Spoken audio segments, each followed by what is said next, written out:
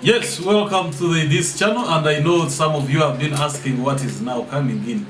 Today I have one of the biggest man, and I think I've tried to know him for some period of time, but I've always looked for how do I get him. Today he's on the camera, and this is your guy, Triamble Ignatius, the business coach, the business mentor, an entrepreneur, and every time we come on this channel, we are always sharing ideas on how we can do businesses, and especially make businesses make money for us. Someone was saying that we don't make money, but we only generate money. Now, this is the why we are coming to this discussion, and we today have not been having this topic before, and this is the topic to discuss about agriculture. Much to deal with taking agriculture as a business. Many of us, many young people have not thought of doing agriculture as a business, but today I have someone who has done it, and I've always asked myself, where do I get him? How do I reach him? It has not been easy until when I've tried to make sure that I can reach him all along from Mbale. You can imagine where I stay and where he is. Mbale, the districts, how many districts are there? But this guy has really done a lot, and his passion to agriculture has proved that really agriculture can be a business. Now, my question I ask you, do you have the worries that I have? Like, can one invest in agriculture and make money? Can one do agriculture as a business? Is agriculture a payable business? Can I do agriculture and invest all the money that I have and probably make more returns on it? And this is a person called Wanyira Denis, CEO and Managing Director, Christ the King Agro Dealers. His passion to agriculture and supporting farmers to make sure that they can also take a step to make more money and in the sector of agriculture. This is the reason to why he's here, and he will be taking us through a number of discussions, and we'll be looking at why some of us are biased about agriculture, why we don't feel like agriculture is doable, and what others are doing to make it doable. Mr. Denis, welcome on the on this show, and we'll be discussing about agriculture as a business and taking agriculture as a business as well. Okay, thank you very much. It's so interesting. My name is Mr.Wanyira Denis. I come from Eastern Uganda, and I'm someone who is passionate about agriculture. I'm an entrepreneur. I'm also a practicing farmer. I happen to be the founder or CEO, director of a company called Christ the King, agro input dealers. We are located at our offices in Mbale, but we have different branches in different parts of the country. Maybe briefly about Christ the King. Christ the King is a company which has stayed. Now we said in 2019.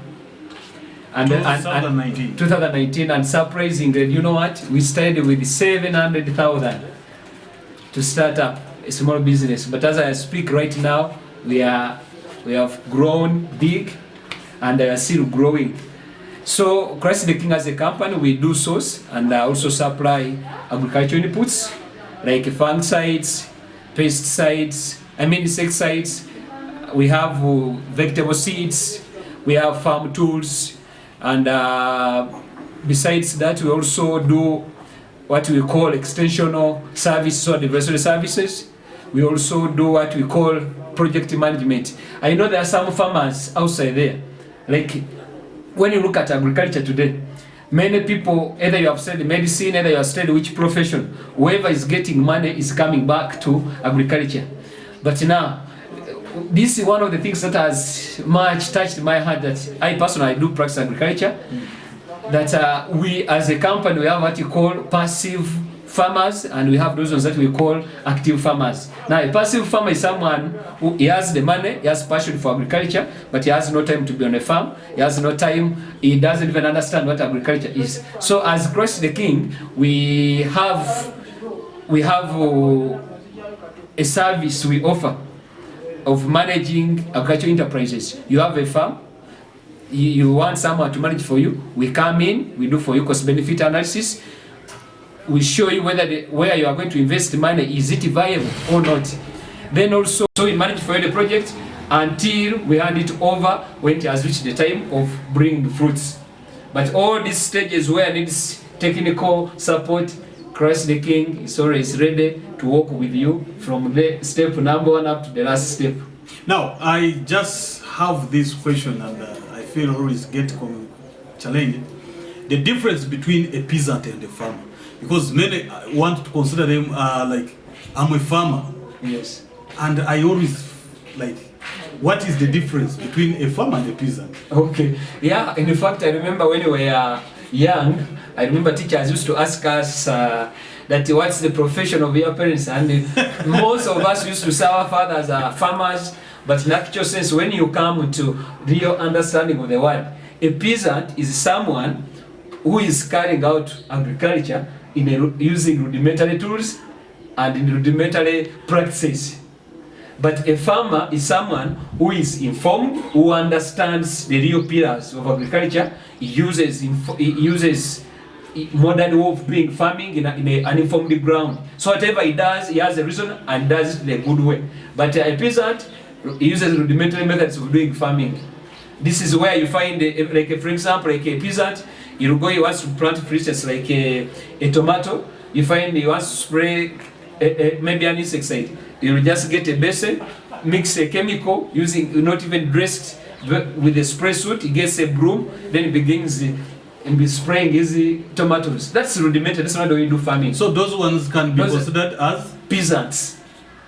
Those are real peasants, because whatever they are doing. If you have been calling yourself a farmer, then there is a more to discuss about you. And this is basically, when you become a farmer, if someone maybe is considered to be a farmer, does it also relate with how much you earn as maybe as a farmer? It's not all about how much you earn, but it's all about how much do you know as far as agriculture is concerned or farming is concerned. Do you have the knowledge and the skill in the project that you are doing or not? That's what it takes. And mark you today, agriculture was seen as in that times when you are growing young. Agriculture, people used to view agriculture as something that is for people who have dropped out, people who are failures in life. But today, where we have reached and where we are going, agriculture is remaining for only professionals. Today, if you'll be successful in agriculture, Mr. Ignatius, there are two things. One, you must have money.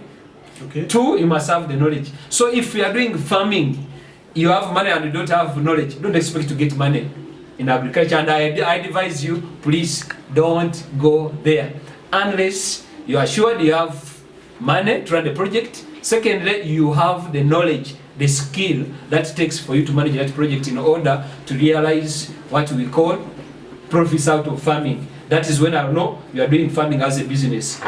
Looking at that very point, you think, is there any business where someone can succeed without applying the tool you've mentioned? No way. No way. Even if it's not in the sector of agriculture, even other businesses, having the knowledge, the skill is very, very important. Okay.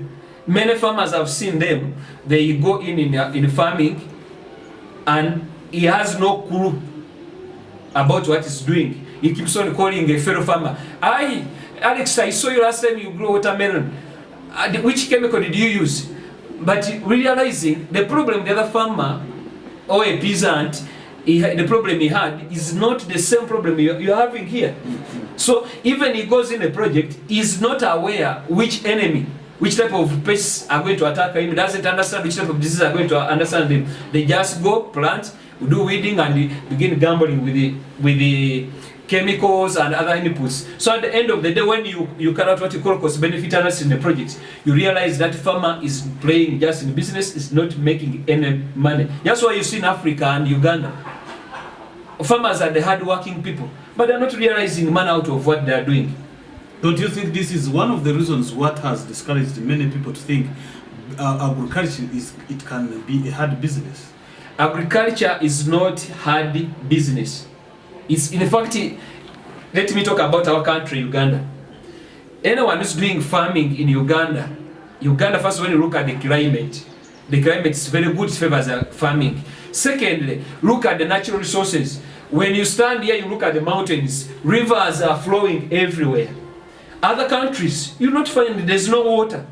But Uganda is blessed with streams of water. There's swamps, there are waterfalls where you can easily tap. You may be used by use of gravity and all other means.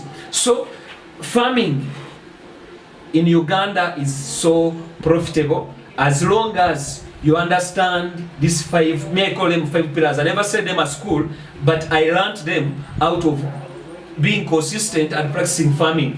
One of them, if you'll be successful in farming, we have 5 pillars that I want every farmer to understand.